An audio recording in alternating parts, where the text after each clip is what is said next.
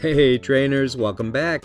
You're with Pewter City Gym, and today we're going to do another set of contest entries. This year has seen some of my favorite creators come up with design contests for us to work on, and I've done my best to rise to the challenge each time. This time I'm tackling the Evil-Lutions Extravaganza, hosted by Lava Tyrant. He's the creator of the Mahagiri region, and will be linked in the description. His channel is great, and I highly recommend it, especially his Legends Lotus series. If you watch that, you might hear some familiar voices, including mine. Anyway, I decided to enter the maximum number of entries, which was 5. As with the last 2 contest videos, the script is being written well in advance of any winners being chosen, so I have no clue if my Evil-Lutions made the grade. But they were a super fun batch of designs to come up with, so I decided to make a video about it. Speaking of videos, if you enjoy this one, please consider dropping it a like, subbing to the channel, and engaging in the comments section. It really helps little channels like this one grow, and is always very appreciated. I do a bunch of Let's Play stuff, but we are shifting gears this year towards more art and design stuff, and that's a journey I'd love to have you join me on. Anyway, just to give a little context, the Mahagiri region's version of Eevee is actually a convergent evolution, like Wiglet and Toadstool. This Pokemon has no actual relationship to Eevee, but fills a similar role in Mahagiri's ecosystem. I love that it's somewhat reptilian. One of the things I've always loved about Pokemon is that the designs can so easily take traits from completely different orders of animals and kind of smoosh them together into these absolute beasts. Nidoking is a rabbit rhino dino, Blastoise is a cannon turtle with kitty cat ears, Garchomp is a shark dragon, enough said there. The Galar fossil Pokemon are chimeras of different extinct Pokemon. Mahagiri's Eevee is a similar sort of mix, a cute little animal with mammalian features. But look at that tail! Maybe like a baby dinosaur, it's covered in downy fuzz, only to have the scales of a badass reptile underneath. It is a pure dragon type, and its original name has been lost to time. Its evolutions are based on the Asuras, deities from the Hindu religion who are pitted against the Devas, which are more benevolent gods. As such, the parameters of this contest were to create Evil-Lutions for the Mahagiri and Eevee based on bad mythological creatures. So, let's head on over to the lab and I'll show you my process. Let's change this space into something a little more Lava Tyrant inspired. A lot of his videos just have a simple black background. Hey, Smeargle! Oh, no, don't paint everything black. I was just wondering if you could turn off the lights? Not quite.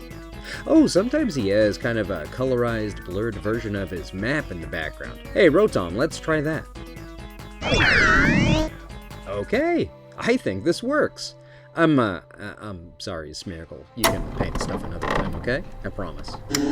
Anyway, my first design is based on Pazuzu. He's the Mesopotamian demon who represents the hot, unrelenting southwestern wind. He's described as hideous, territorial, and just a generally mean-spirited son of a gun, though with a soft spot for pregnant women and newborns, which is nice. Little idols made of his face were often worn by expectant mothers to ward other demons away from their unborn children. My fascination with this particular mythological figure started when I watched the Exorcist movies. He's the demon who possesses poor little Regan. This is explored in more depth in the second movie, which, unfortunately is nowhere near as good as the first, despite expanding on the lore a lot more. Because Pazuzu has 4 wings, I added feathers to each of this Evil-Lutions' legs, instead of just adding wigs to the back.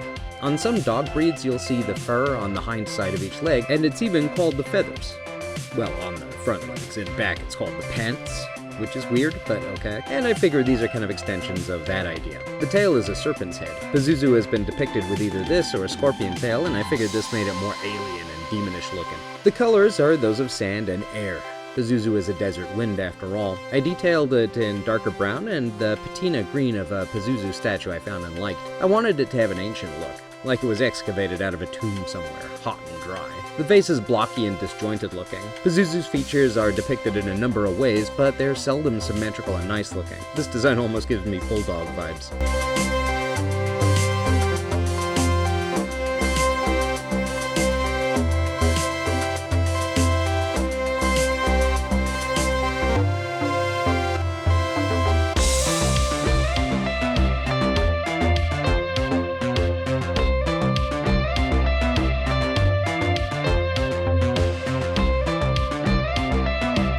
I applied a very light texture of desert stones. And here we have Pazuzion, the desert wind Pokemon. Pazuzu have been depicted since ancient times as a fierce, territorial, and deeply evil Pokémon who works tirelessly to make the lives of everything in its territory miserable. It has been used as a protector in some instances, as it drives other creatures away from homes, crops, and very small children.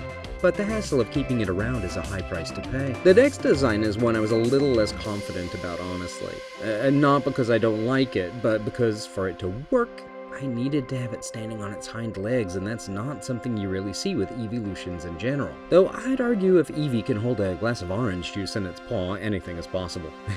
But I wanted this creature to have a silhouette that looked like a snowman, because it's based on the abominable snowman, or the Yeti. While nowadays the Yeti is kind of lumped in with Bigfoot as a lost humanoid, hominid, ape-type creature, it wasn't always that way. This is a pretty new interpretation, actually. The original version was described as literally a glacial creature, a god of the hunt who you did not want to disrespect or upset in any way, because, well, when you live in a snowy climate, getting food is harder than you might expect, and if the god of the hunt doesn't like you, you are going hungry. This evolution is covered in a fluffy coat of snow-inspired fuzz. This fuzz contributes to its rounded features, making it actually quite cute.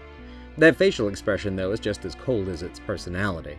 It doesn't have much care for people, and I imagine it disappearing into the snow to avoid dealing with humans. I incorporated a little inspiration from the Japanese macaque, which are often called snow monkeys. Those pink faces sticking out of fluffy white fur? Just too cute.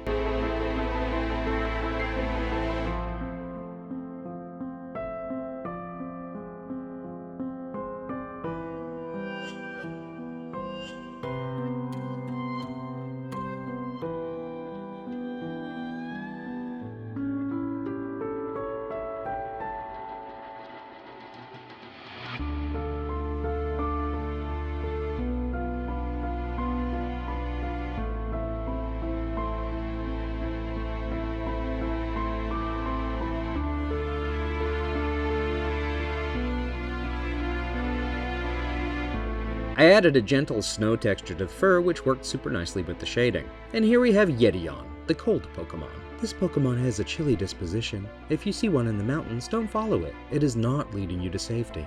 Chances are high it is heading deeper into the snowy wilderness to avoid you, and you will just get more lost. And slipping in next is our third entry. This one is based on the Basilisk, or cockatrice. The original depictions of this monster were of a particularly deadly snake, first described by the Roman poet Lucan in his unfinished collection of works, Civil War, in the 1st century. The basilisk which pours forth, hisses, terrifying all beasts, which harms before its poison, and orders the entire crowd far out of its way, and on the empty sands is king. This particular poem actually talks about a lot of amazing mythological creatures. Lucan's descriptions of dragons flying over Africa and what they do to herds of cattle and elephants? The man knew how to terrify when describing monsters. As the creature evolved in folklore, it gained a white diamond on its forehead, which then later became the comb of a rooster, and once that addition hit, it was all over. It just became a straight-up snake-chicken chimera that you could create from the comfort of your own farm. You know, if you happen to have a rooster that could lay an egg, that is. Place that highly unlikely omelet ingredient underneath a toad instead of in the frying pan and let it incubate there to produce a chicken-headed serpent who could turn you to stone with its gaze and whose very breath was venomous enough to kill any plant or animal within miles. I wanted this, then, to be a poison type. In Pokemon, the poison type is mostly represented by the color purple. I also wanted to pay homage to the method by which the Basilisk is created, so I used colors from Blaziken and Seismitoad. Red and blue are also colors often used in nature to signify when an animal is poisonous and best not eat. The rooster's comb slips into more of a raised fin, sort of ridge, like the lizard named after this mythological creature, the Basilisk lizard.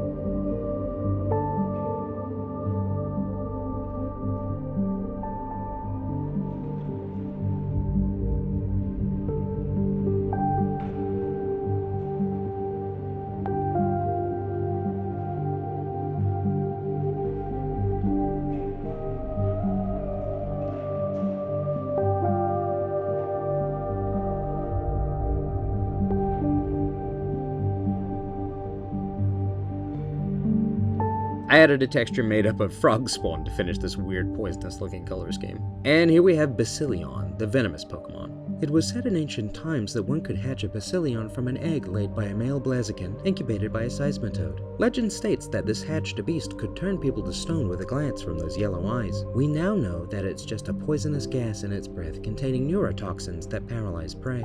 Entry number 4 is one based on a jorogumo. These spider-maiden yokai from Japanese mythology lure young men close by presenting as a beautiful young woman.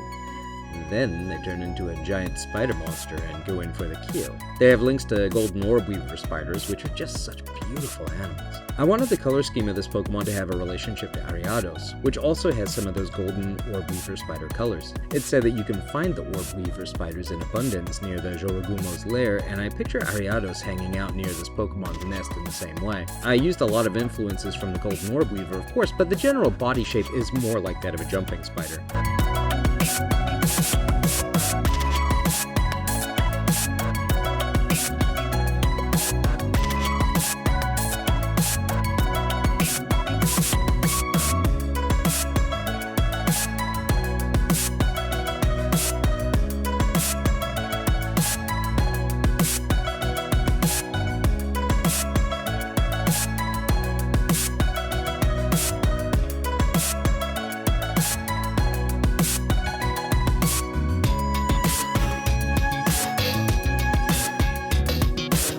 Here we have Orbeon, the alluring Pokemon. This Pokemon likes to hang around near bodies of water, especially if there is a waterfall nearby. They produce a calming pheromone that draws prey near before they paralyze it with those razor-sharp fangs and venom. Once wrapped in Orbeon's webs, almost nothing will free you.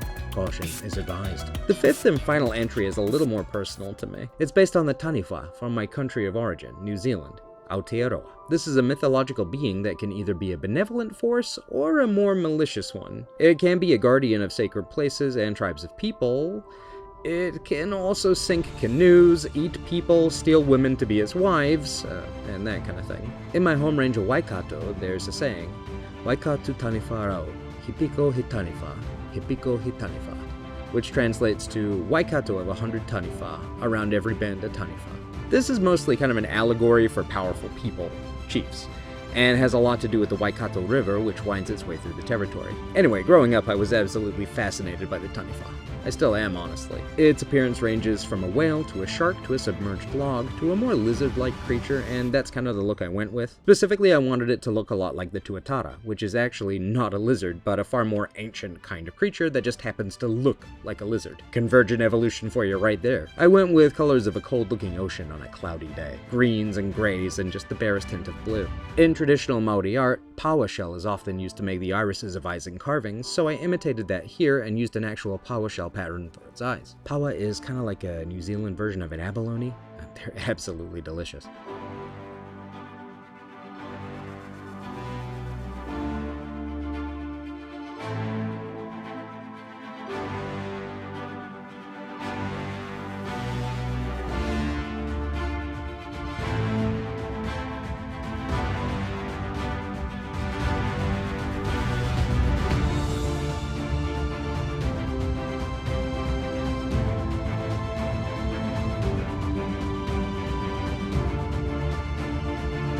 I added a salmon skin texture to make it look a little bit more like a creature of the deep. And here we have Waihion, the deep Pokemon. Waihion is regarded as a protector of waterways by some and as a fierce force of nature by others. Many legends revolve around this Pokemon taking people from the shore. The fate of these people is unknown. So, there are our 5 entries into the Evil-Lutions Extravaganza. I hope you like them, trainers. I had a massive amount of fun coming up with them. Thanks for tuning in. It's always greatly appreciated. I'm looking forward to catching you in the next video, but till then, take care. Bye!